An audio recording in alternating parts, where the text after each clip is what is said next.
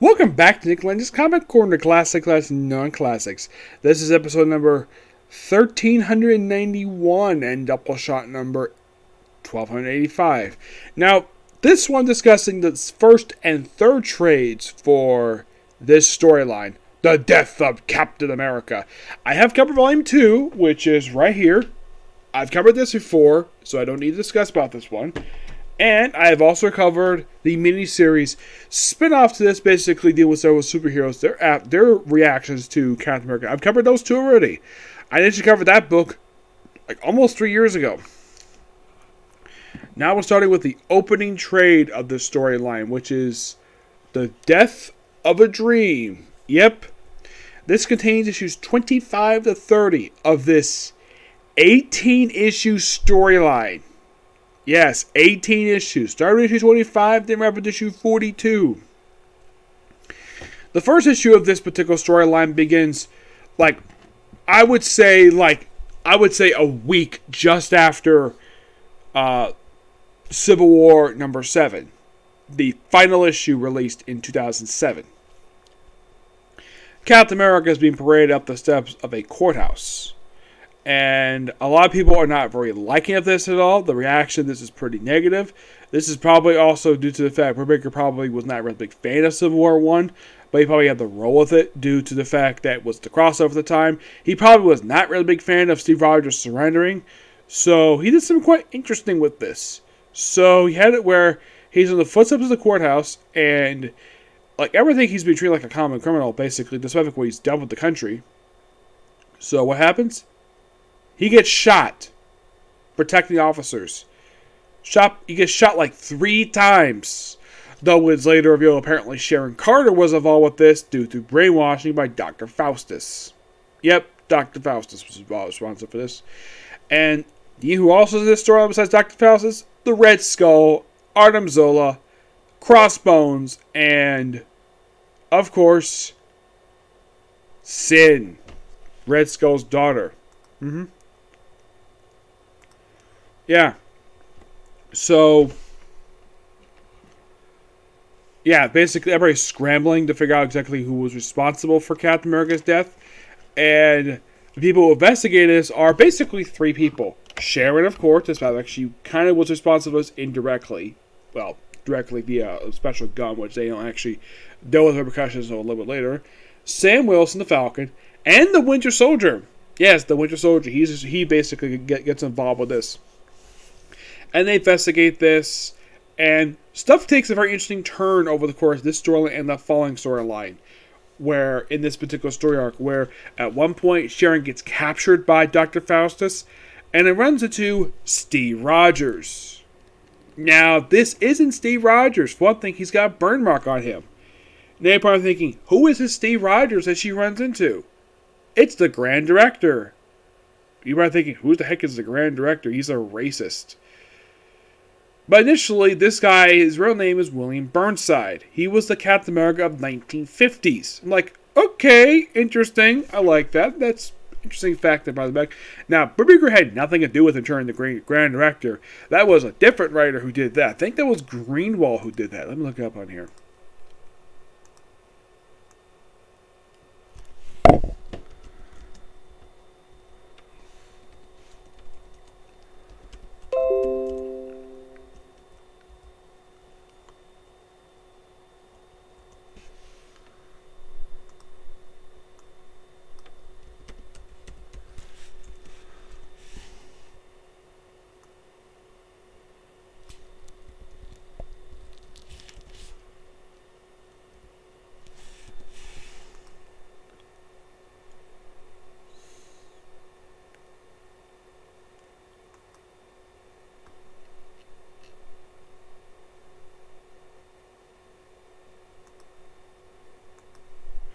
Let's see, he became this guy in 1979. I don't know, it wasn't Greenwald who did this. No, I don't think it was.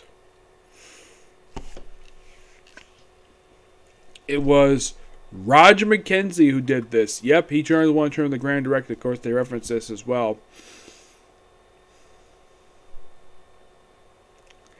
Yeah, they reference this in here where he was the Grand Director. And of course, she thinks he is Steve Rogers. He really is. And the guy is insane. And he becomes a primary villain in this particular run. Well, in the next couple of story arcs, per se. In a very dumb fashion. I will get to that later on when I get to stuff that happened at the Reborn. Yeah. Now, I just point out the artists of this storyline. Now, for the first book, it's just Steve Epting and Mike Perkin, who are really good artists on here. Iron Man is kind of involved with this one. Now, the third trade is The Man Who Bought America. That's initially who the writer of this book is. That's the name of the story arc, which these are the artists you have for this whole run. You have Steve Epting, who does basically issues 38, 37, 38, and 40, 42. Well, actually, pretty much that's almost the entire story arc. With the exception of issue 39, he does not do 39. Though he does a lot with Mike Perkins, Rick Magner, Luke Ross, Fabio Magino. Yeah, that's initially he does the artwork. Now, Steve Epting does pretty much all the artwork on here. Yep, and of course, this one here collected issues 37 to 47. 47, 42. Now, this pretty much is the end of this particular storyline. It's basically... Now, the previous story basically been building up... Now, you have Bucky, who taking up the identity of Captain America, thanks to, of course, Iron Man just given the costume. And they also have this politician here trying for president. And at one point in this very trade here, for some reason, I have no idea why in the world this was. Now, the Grand Director himself, the Dr. Faustus, he's over having this really long bushy beard. Yeah, and the guy is apparently immortal. Yes. Now, Dr. Faustus is not charged with this all. For some reason, he's not charged with the responsible for the death of Captain America. Nope, he isn't. Don't really know why. Also, at one point in the storyline, Sharon Carter discovers she's pregnant with Steve Rogers' child. Yep, and the thing is, she miscarried. What I later learned, she actually has it on purpose so that Red Skull would not get his hands on the child of Steve Rogers.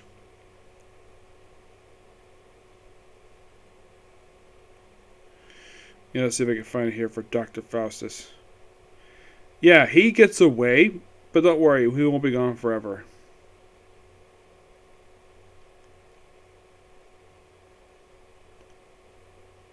Let's see if I can find it here. Yeah, this is a really interesting picture here, basically, of Dr. Faustus trimming off his beard with a straight razor.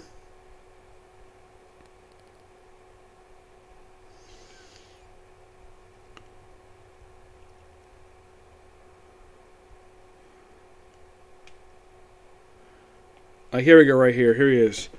Right here. This is what he looked like without his famous beard he's known for having. He basically cut his hair and he trimmed his beard. When I saw this look, I thought he looked like Teddy Roosevelt. Yeah, he looked like Teddy Roosevelt. Is he Teddy Roosevelt? No. No, he isn't. The artist simply just draw him like him. And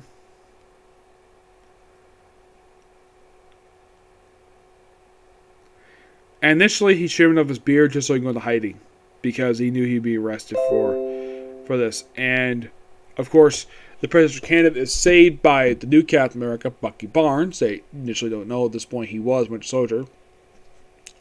So,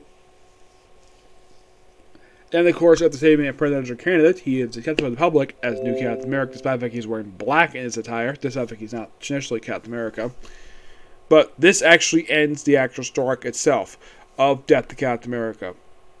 It's a really good story arc, basically good pacing, and the fact the very next story arc is technically his first regular story arc as Captain America, Bucky Barnes, anyways, before it gets a rebirth. Yep. So, just so you guys, he did become Captain America in the second act of the storyline. He initially had his first story arc right after this one, The Man Without a Face, which I look forward to talking about in a future video. Yep. I give both these two trades for Death to Captain America I'm going to give it a 9.5 out of 10.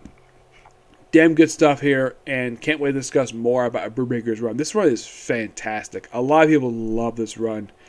And when I initially jumped into comics, this run was actually like one. Actually, I think it just started when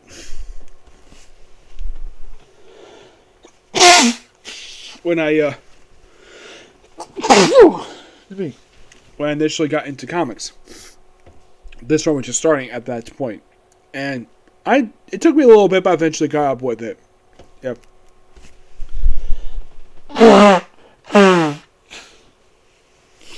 Yeah, no, initially when I started reading Captain America, it was about a year or two after I started reading comics. And this is one of the runs I wanted to get into because, well, it was the current stuff. So I really want to get to. Plus, I wanted to read the older stuff. Eventually, I did. I've read pretty much all the issues of Captain America to date. But these two trades, both really good. Yep. Death Captain America storyline is fantastic. And this is initially some stuff later, but in the case of Alexander Lipking, who's actually in the storyline, who becomes full-time Red Skull, he doesn't do very much after this until Rebirth. Yeah, there's actually a brief break from this, basically for Bucky Barnes to do something else before the bring Steve Rogers. Yep. So yeah, that's it for Stick With You, and stay tuned for my reviews for Yashi and Princess Half Demon, which is going to be the final episode of the first season, The Hidden Dungeon Like an Enter, and Case Closed. Would there be another comic corner today? It's possible. It's not even that part. Okay, next video. Bye.